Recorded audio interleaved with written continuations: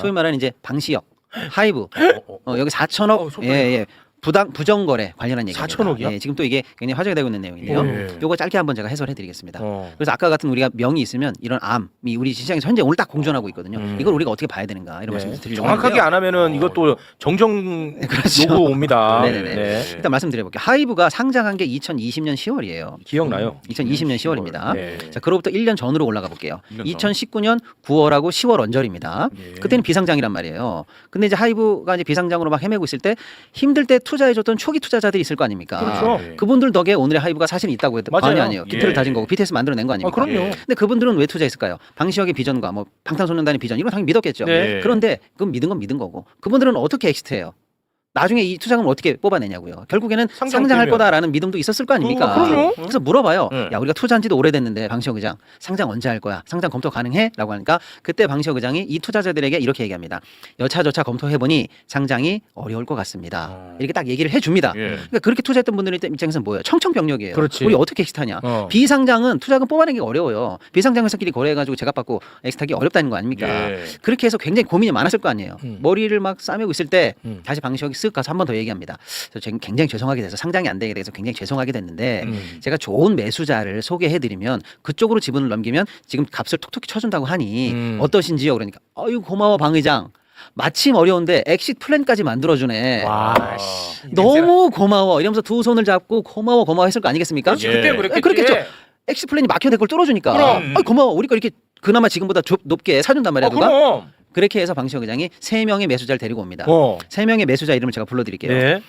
스틱 인베스트먼트, 이스톤 1호 펀드, 이스톤 뉴 메인 2호 펀드. 좀 복잡하죠? 농담한 거예요. 뭐냐면 사람을 데리고 온 건데 펀드란 얘기예요. 이 펀드에 넘기시면 어때요? 이 펀드가 여러분 지분에 대해서 관심이 있고 그래도 값을 톡톡히 쳐서 사준다고 합니다라고 하니까 이분들 입장에서는 뭡니까?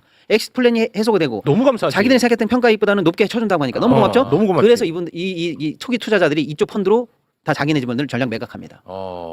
아니 근데 매각해요. 만약에 상장 계획이 있는 상황에서 이런 식으로 했다면 이거는 사기에 가까운데. 이제 그 얘기 넘어갑니다. 와 이거 미친다. 아니, 상장될 계획을 알았으면 아예 거기로 안 넘겨. 야, 그렇죠. 지금 꺼져. 예. 넌 나가 있어. 다칠 수 있어. 가만히 자, 이제 핵심은 뭐냐? 예. 이게 선의로 상장 계획 없는데 이 펀드가 또 다른 장기 비전을 가지고 이 사람들 걸 지분을 사준 것이냐? 아니면 상장될 걸 알고 기존 투자자에게는 속이고 오히려 더 싸게 후려쳐서 이 지분을 매입한 거냐? 이게 사기냐 아니냐가 굉장히 중요한 거 아니겠어요? 그렇죠. 그렇습니다. 예. 근데 제가 방금 투자자에게 상장 계획이 없다고 말한 게 2019년 9월하고 10월이에요. 그런데 하이브 측에서 2019년 11월에 지정 감사인 계약을 체결합니다. 이게 뭐냐면요. 앞으로 상장을 하려면요. 법적 절차예요. 무조건 지정 감사인을 선임해야 돼요.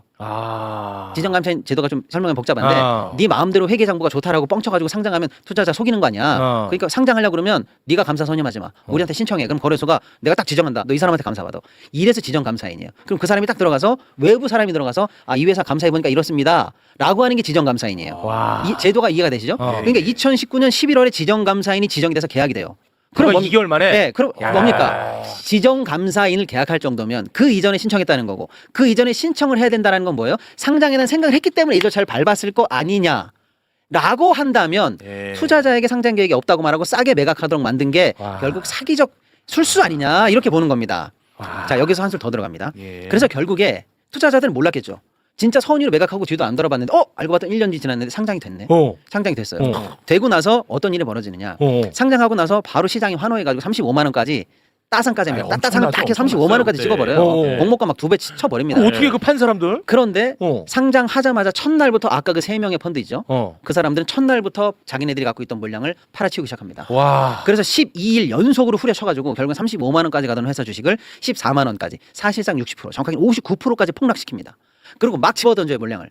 그러면 앞으로 하이브 잘 될 거야 BTS 때문에 잘 될 거라고 믿었던 수많은 투자자들은 왜 첫날 오르더니 계속 떨어지는 거야. 어느 기관들이 물량을 계속 던지는 거야. 의아하지만 주식 폭락을 맞은 거예요. 개미들이 엄청나게 손실을 봤죠. 그때 폭락으로 집어던진 이 기관들, 이 펀드들은 사실은 상장 전에 샀기 때문에 굉장히 싸게 산 사람들이기 때문에 당연하죠. 폭락을 맞고 던져도 돈을 엄청 벌었어요. 엄청 벌었겠지. 그래서 뭐 7천억에서 1조 이상의 순이익을 남깁니다. 정확하진 않아요. 이건 법원을 가야 되는데. 그런데 문제는 여기서 한 발디 더 들어갑니다. 방시혁과 이 펀드는 알고 봤더니 둘 간의 주주 간 계약을 미리 맺어놨는데 그게 뭐냐. 나중에 당신들 말이야. 상장해가지고 물건 팔아가지고 돈 벌잖아. 그거 30% 나한테 줘.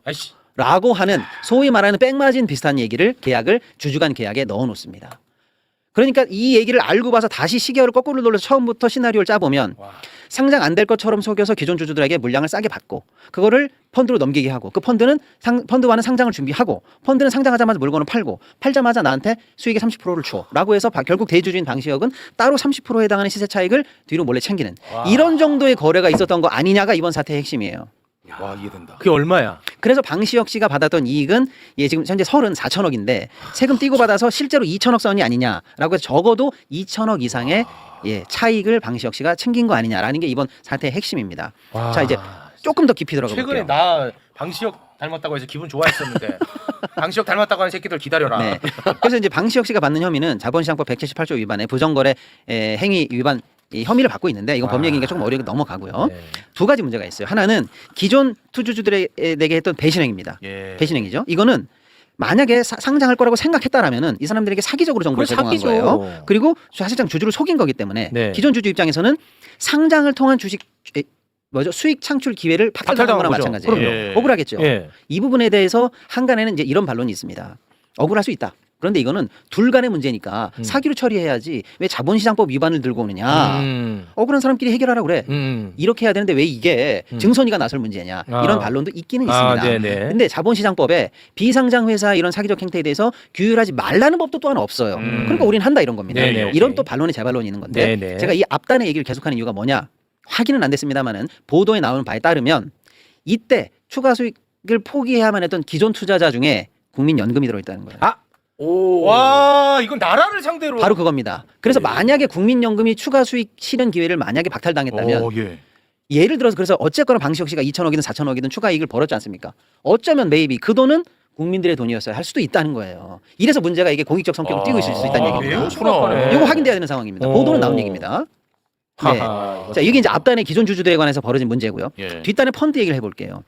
원래는 아. 우리가 상장한다는 건 뭐예요? 어떤 회사가 좋은 실적과 기술과 예. 이런 걸 가지고 잘 영업하니까 앞으로 투자자 여러분 이 회사를 우리가 보증합니다. 주식시장으로 올립니다. 이게 상장이에요. 네. 근데 올리자마자 대주주가 물건 팔고 도망가고 이때다라고 하고 주식 팔고 도망가면 그거 믿고 투자한 사람들은 뭐가 그거 됩니까? 말이 안 되죠. 그럼요. 엉망이 되죠. 예. 그래서 대주주라든지 주요 임원들은 상장이 되고 나서도 해당하는 보유 직원에 대해서 팔지 못합니다. 특정 기간 동안 못 특정 팔아요. 기간 동안 뭐. 이걸 보호 예수라고 합니다. 보호 예수. 그러면 예를 들어 방시혁 씨 같은 경우에도 내가 만약에 하이브를 믿어주세요라고 상장을 했어요. 예. 그러면 자기 지분은 못 팔아요. 특정 기간 동안 그렇지. 책임 있게 경영하라 이 뜻입니다. 그렇지 그렇지. 그런데 지금 어떻게 했어요? 펀드를 통해서 지분을 팔고 사익을 먹었죠. 우회로. 보호 예수 위반을 우회하면서 탈법 행위를 그러네. 벌인 꼼수란 얘기예요. 야 진짜 씨. 네, 요게 아주 부도덕한 측면이다라는 겁니다. 머리 잘 돌아간다. 자 여기에도 또 사실은 또 우리가 이제 반론이 있긴 있습니다. 이제 방시혁 씨는 이렇게 얘기해요. 내가 예, 보호 예. 예수를 뭐라고요? 피하려고 한 건 아니고 그러면 그냥 원래 주주관 계약을 해서 받았던 거지. 이건 그리고 보호 예수 이전에 맺어진 주주관 계약이야. 보호 예수를 피하려고 했던 건 아니야. 본인이 이렇게 주장하기도 합니다. 아, 그런 거는 그리고 내가 사익 30%를 먹은 건 상장할 걸 100% 인정하고 상정하고 예상하고 확신 아닌 게 내가 뒤로 파킹 시켜 놓은 거야. 이건 아니다라고 주장을 하면서 이렇게 얘기해요.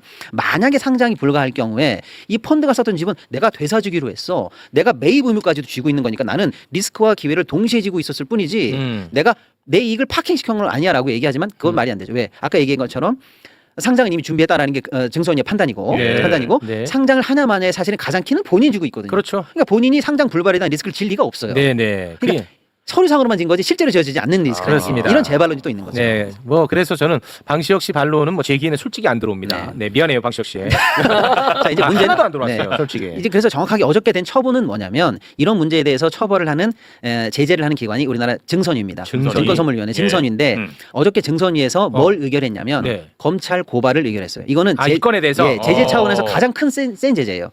이 서류를 통째로 이제 싸들고 증선위 의견까지 합쳐서 검찰로 가는 거예요. 야 검찰 이거 받아라. 이거 법원으로 보내야 된다. 예. 형사처벌 해야 된다라는 의결이에요. 잘했다. 제일 큰 의결이 어제 의결된 거예요. 잘했어, 그럼 증선위. 앞으로 어떻게 될 거냐? 어떻게 돼? 이제 법원으로 가야 되겠죠. 예. 근데 검찰이 이제 방시혁 씨 부르고 조사하고 뭐 해서 재판에 넘겨서 최종적으로 형사벌까지 가야 되는 게 정상인데 우리가 걱정하는 건 뭐냐? 오늘 이재용 풀려나는 거 보셨죠?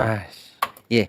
이제 앞으로 우리가 이 문제를 우리 법원에서 우리 사법 절차 내에서 어떻게 하느냐가 중요하다는 이게 진짜 거예요. 이거는 방시혁 혼자만의 문제가 아니라 대한민국 주식시장 전체에 대한 문제입니다. 맞습니다. 그것도 이제 이재명 정부 출범하고 나서 주식시장 교란행위 이런 거 폐가망신 폐가망신하게 공복이 그리고 하더라고요. 한 번 걸리면 아웃이야. 원스트라이크 그렇습니다. 아웃이다 이렇게 네. 얘기했잖아요. 그렇습니다. 그래서 시장에서는 이게 이재명 표 1호 어떤 보여줘야 케이스가 돼. 되느냐 보여줘야 돼. 기대하는데 보여줘야 돼. 조금 아쉬운 게 뭐냐면 뭐야? 이 사건이 벌어진 게 2020년 무렵이잖아요. 예. 지금 그래서 거래소나 이런 쪽이나 감독위원회에서도 원스트라이크 관련한 제도를 위반하겠다고 한 거예요. 한 번 걸리면 계좌 동결, 그다음에 실명 공개, 그다음에 선임 임원이라든지 이런 데 선임도 안 되게 이런 식의 주식 거래도 안 되게 아예 아웃시키겠다는 걸 현재 이제 발표를 했는데 아, 소급이 되냐? 이게 소급이 안 될 가능성이 있어서 예전- 한번 지켜보시죠. 예. 어쨌거나 이 문제를 앞으로 우리가 처리하느냐가 네. 아까 우리 최고 앵커님 말씀처럼 JP 모건 형님이라든지 골드만삭스 동생 같은 애들이 보고 한국을 있잖아. 바라볼 때 보고 있어 이거. 지난 뭐 도이치모터스 김건희 문제라든지 어. 삼부토건 문제 당연히 칼같이 해결해야 되지만 그렇습니다. 이런 문제도 앞으로 한국에서 어떻게 해결하느냐 또는 계속 발발할 것이냐 네. 중요한 보고 있다니까. 척도입니다. 그래서 제가 아. 주식시장 4천 5천도 먼 미래가 아닙니다. 우리에게 밝은 미래가 있습니다. 라고 무지갯빛 제가 명을 얘기했고 예. 그럼에도 불구하고 우리는 이런 현실 속에서 오늘 살고 있는 거예요. 근데 이 건이 그래서 그래서 실제로 명과 암이 같이 있다는 얘기입니다. 고발이 됐어요 검찰에다가? 아니 이제 어제 증선이가 의결했기 때문에 의결했어. 법적으로 무조건 검찰 아. 고발 조치로 넘어갑니다. 아 넘어가. 이제 검찰이 이제 이걸 받아들고 그 어떻게 배당할지가 앞으로 어떻게 나오겠군요. 배당해서 어떻게 처리할지가 이제 남은 거죠. 예. 아. 이게